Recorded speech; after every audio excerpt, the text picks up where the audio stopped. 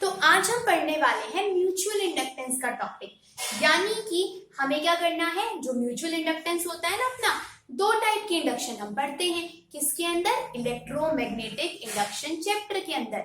एक होता है अपना सेल्फ इंडक्टेंस और एक होता है अपने लोगों का म्यूचुअल इंडक्टेंस। मतलब हमारा म्यूचुअल इंडक्टेंस नहीं होता, कॉइल्स के अंदर म्यूचुअल इंडक्टेंस होता है और क्या होता है आपके पास में, सेल्फ इंडक्टेंस होता है। ठीक है, तो दोनों के अंदर डिफरेंस की बात भी कर लेंगे, म्यूचुअल इंडक्टेंस भी पढ़ लेंगे।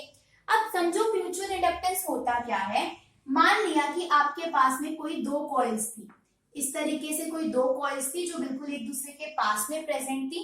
इसमें से किसी एक कॉइल के अंदर तो करंट फ्लो कर रहा था और दूसरे कॉइल के अंदर करंट फ्लो आपका नहीं कर रहा था। तो जिस कॉइल के अंदर करंट फ्लो करता है उसको तो हम क्या बोलते हैं, प्राइमरी कॉइल। ठीक है, उसको हम क्या बोलते हैं, प्राइमरी कॉइल बोलते हैं, जिसके अंदर करंट फ्लो करता है।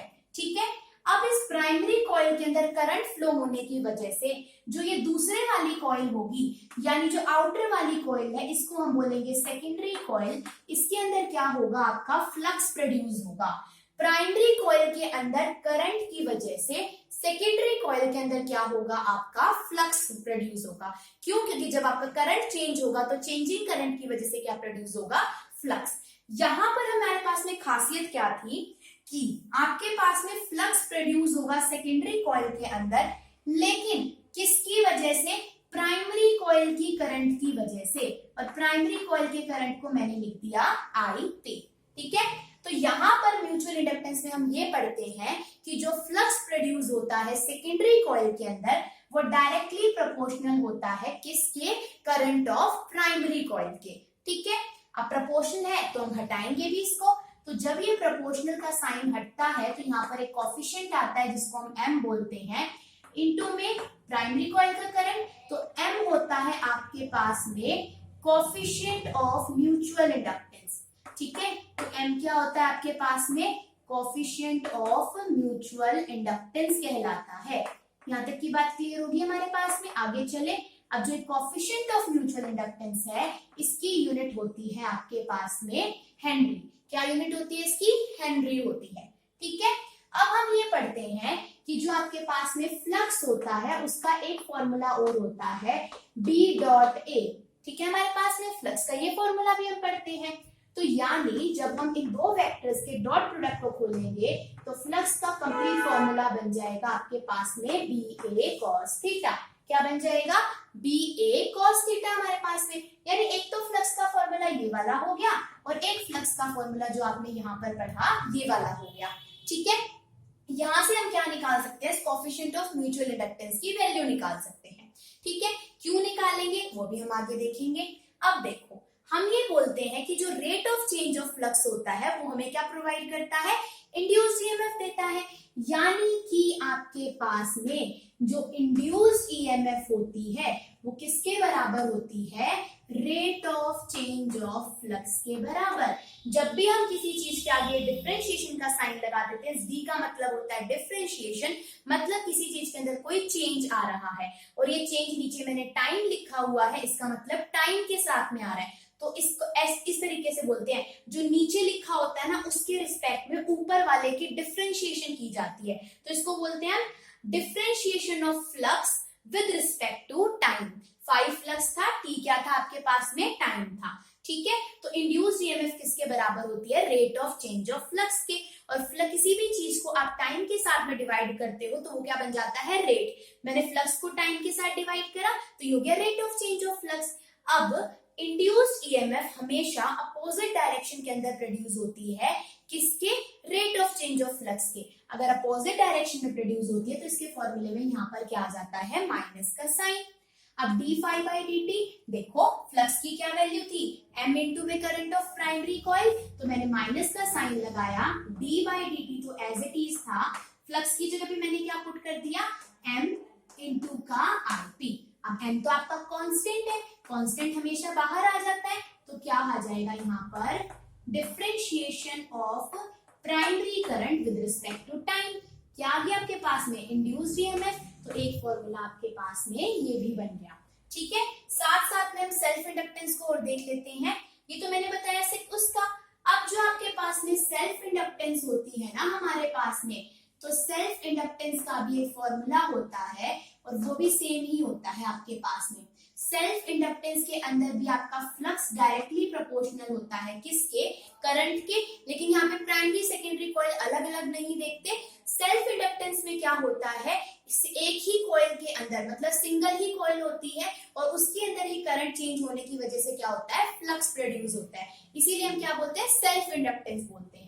यहाँ पर भी जब हम प्रोपोर्शनल के साइन को हटाते हैं तो एक कांस्टेंट आता है जिसको हम L बोलते हैं। ये होता है कोफिशिएंट ऑफ सेल्फ इंडक्टेंस, जैसे यहाँ पे कोफिशिएंट ऑफ म्यूचुअल इंडक्टेंस था। अब मैंने बोला rate of change of flux induced EMF देता है, तो यहाँ पर भी अगर हमारे पास में इंड्यूस्ड ईएमएफ हमें निकालनी है तो वो किसके बराबर हो जाएगा, माइनस डी फाई बाय में dt के बराबर।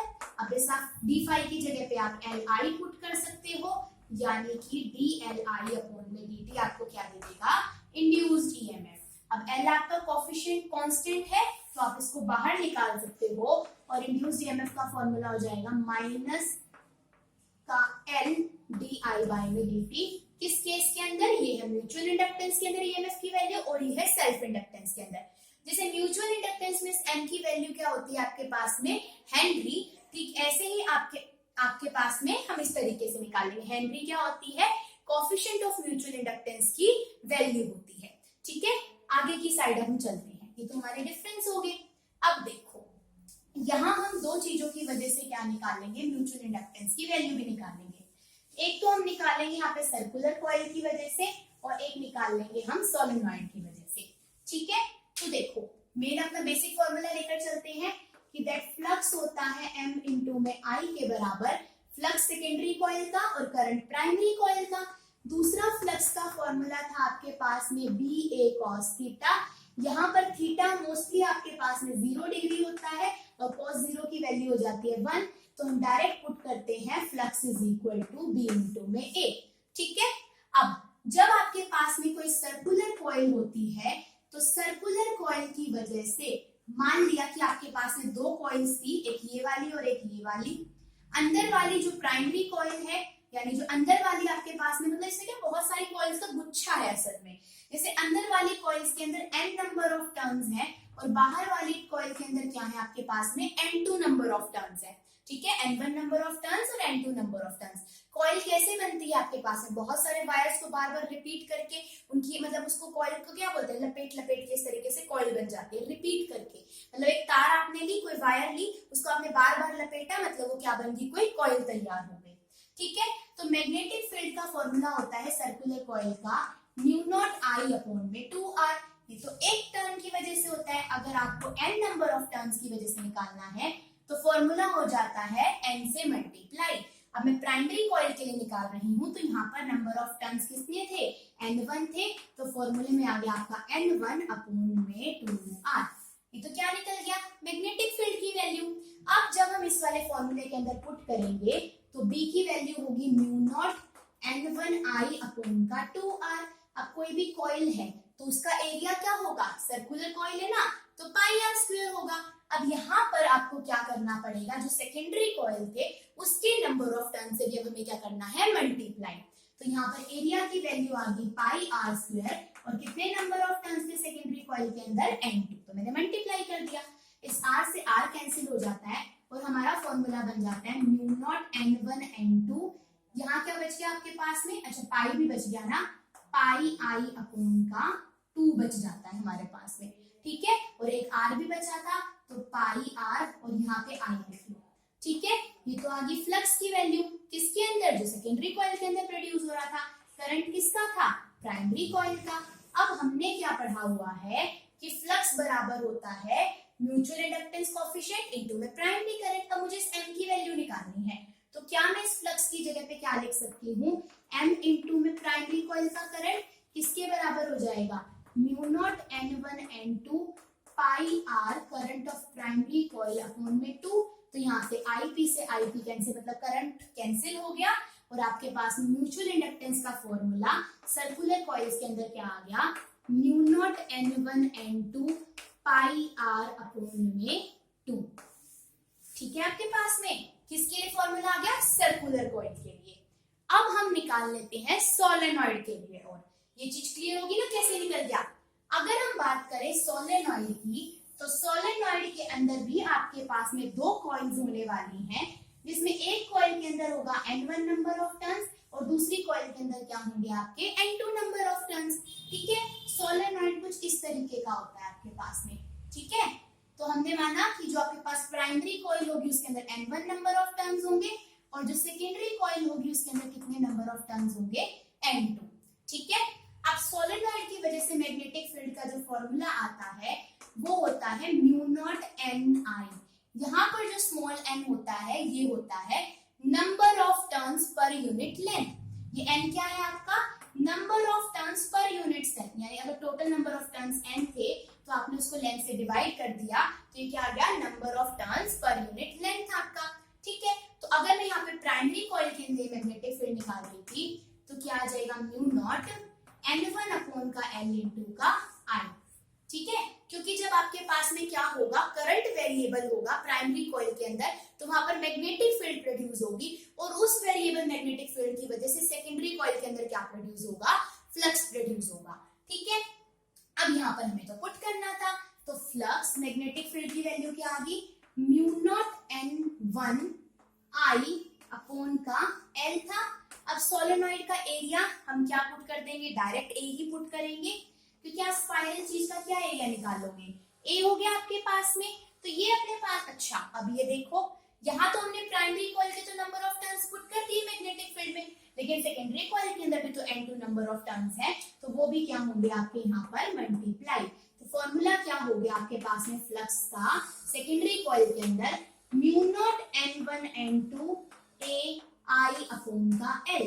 अब हमें क्या पता है कि फ्लक्स बराबर होता है M इंटू में IP के बराबर, तो यहाँ पे मैंने म्यूचुअल इंडक्टेंस कोएफिशिएंट इंटू में करंट लिखा, तो ये हो जाएगा mu naught N1 N2 A into का I अपॉन का L। तो इस I से हो जाएगा आपका I प्राइमरी करंट का करंट कैंसिल, मतलब तो म्यूचुअल इंडक्टेंस की कोएफिशिएंट की वैल्यू क्या आ गई, mu naught N1 N2 A upon का N। ये फॉर्मूला भी आपका डायरेक्टली न्यूमेरिकल्स में यूज होता है। तो आई होप ये वाली चीजें आपको क्लियर हो गई होंगी। तो इस वाली वीडियो के अंदर हम इतना ही पार्ट करेंगे, बाकी हम नेक्स्ट पार्ट के अंदर कंटिन्यू करेंगे, मतलब कि नेक्स्ट वीडियो के अंदर। ठीक है।